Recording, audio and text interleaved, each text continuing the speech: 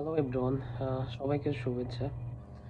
আজকে আমি আহ, একটা বিষয় নিয়ে কথা বলতে চাই। সেটা হলো যে আমার মনে হয়েছে এটা খুবই প্রয়োজনীয় একটা বিষয়। সেটা হলো আপনার আগামী ফল বা স্প্রিং অনেক স্টুডেন্ট আসবেন বাংলাদেশ থেকে আমেরিকাতে। তো যেটা হয় সেটা হলো যে এই সময় আপনারা অনেক অফার লেটার পাচ্ছেন বিভিন্ন ইউনিভার্সিটি থেকে, আপনারা অ্যাকসেপ্টেন্স লেটার পাচ্ছেন। তো অনেকেই অনেক কনফিউজড হয়ে যায় আসলে কোন ইউনিভার্সিটিতে গেলে আপনার জন্য বেটার হবে। দেখা যাচ্ছে যে কেউ 5টা ইউনিভার্সিটি থেকে অফার লেটার পেয়েছে, সো কোন ইউনিভার্সিটিটাকে সিলেকশন করলে আপনার জন্য বেটার হবে, তো এটা নিয়ে অনেক কনফিউশন থাকে। তো আহ, আমি মনে করি যে আপনাদের ইউনিভার্সিটি সিলেকশন করার ক্ষেত্রে কিছু গুরুত্বপূর্ণ বিষয় অবশ্যই মাথায় রাখতে হবে। কারণ এই জিনিসগুলো মাথায় না রাখলে আপনার ভবিষ্যতে আপনাকে প্রবলেম ফেস করতে হতে পারে। প্রথম জিনিস হলো যে আপনাকে আপনার সাবজেক্টটাকে দেখতে হবে। আপনার সাবজেক্টটা সাথে কতটুকু মিল আছে। 5টা ইউনিভার্সিটি থেকে অফার লেটার আসলে কোন ইউনিভার্সিটিতে আপনার সাবজেক্টের সাথে ডিরেক্টলি লিঙ্কড আপ আপনার একাডেমিক ব্যাকগ্রাউন্ড, সেটা আপনাকে যাচাই করে দেখতে হবে, যে সেটা আপনাকে 5টা ইউনিভার্সিটির মধ্যে সিলেকশন করে দেখতে হবে।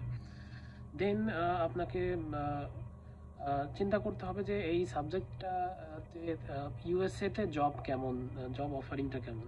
যে সাবজেক্টে আপনি অ্যাকসেপ্ট করবেন, যে সাবজেক্টটা যে ইউনিভার্সিটির, সেটা ডিগ্রি কমপ্লিশনের পরে ইউএসএতে সেটার জব অফারিংটা কেমন সেটাকে কিন্তু আপনাকে আগে থেকে অ্যানালাইসিসটা করতে হবে। মানুষের সাথে কথা বলতে হবে, ইউএসএর জব ব্যাকগ্রাউন্ডটাকে নিয়ে একটু অ্যানালাইসিস করতে হবে।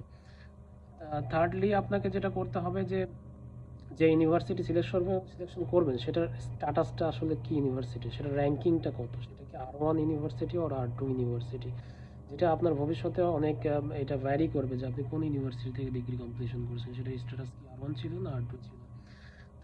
তারপরে 4 নাম্বার যদি আমি বলি যে আপনাকে রিসার্চ নিয়ে দেখতে হবে যে ওই ইউনিভার্সিটি, যে ইউনিভার্সিটিতে আপনি যেতে চাচ্ছেন সেই ইউনিভার্সিটির যে রিসার্চ হচ্ছে সেই রিসার্চটা আপনার ব্যাকগ্রাউন্ড বা আপনার কোয়ালিফিকেশনের সাথে কতটুকু যায়, কতটুকু ম্যাচ করে, এবং সেই রিসার্চ করার পরবর্তীতে আপনি এই রিসার্চের সাথে লিঙ্ক আপ করে ফিউচারে পিএইচডি বা অন্য কোনো রিসার্চ করতে পারবেন কিনা, অথবা এই রিসার্চ করে আপনি জব সেক্টরে কতটুকু অ্যাকসেপ্টেন্স পাবেন, বা সুযোগ কতটুকু অপরচুনিটি ক্রিয়েট হবে। তো সেটাও কিন্তু আপনাকে খেয়াল রাখতে হবে।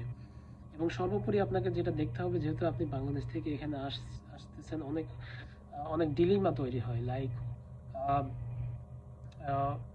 দেখা যাচ্ছে একটা ইউনিভার্সিটি আপনাকে টিউশনস যেটা দিচ্ছে সেটা আহ, অনেক বেশি, যেটা অন্য ইউনিভার্সিটিতে কম। বাট আপনি যদি দেখেন যে ওই ইউনিভার্সিটির লিভিং কস্ট এবং আদার ইউনিভার্সিটি, যে ইউনিভার্সিটি আপনাকে কম টাকা দিচ্ছে, সেখানে লিভিং কস্ট কম্পেয়ার করে দেখবেন ইন রেশিও অ্যাকচুয়ালি কম টাকা হলেও সেটা বেটার। কারণ সেখানে লিভিং কস্ট কম, সেখানে টিউশনস আপনাকে যেটা বা স্কলারশিপ দিচ্ছে সেটা কম।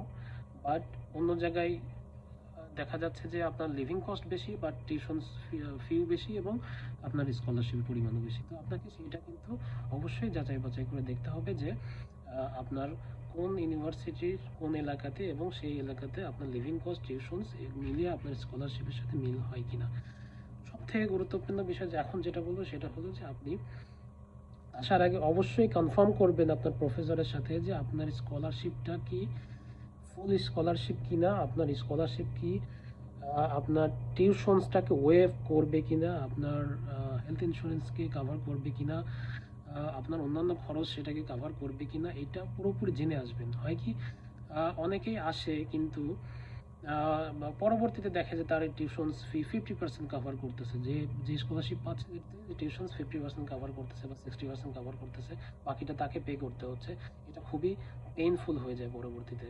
এবং এই নলেজ না থাকার কারণে প্রফেসররাও খুব ক্লিয়ারলি এটা বলে না। সো আপনাকেই ক্লিয়ারিটি নিয়ে আসতে হবে যে আসলে এই জিনিসগুলো আমার ফুল এক্সপেন্সটাকে বেয়ার করবে কিনা, টিউশনস কস্ট বেয়ার করবে কিনা, লিভিং এক্সপেন্স এই সবগুলা এই স্কলারশিপের মধ্যে বেয়ার করবে কিনা। তো আশা করি এই ইনফরমেশনগুলো আপনাদের কাজে দিবে, এবং যে কোনো পরামর্শে আমাকে নক করবেন। ধন্যবাদ সবাইকে। আসসালামু আলাইকুম।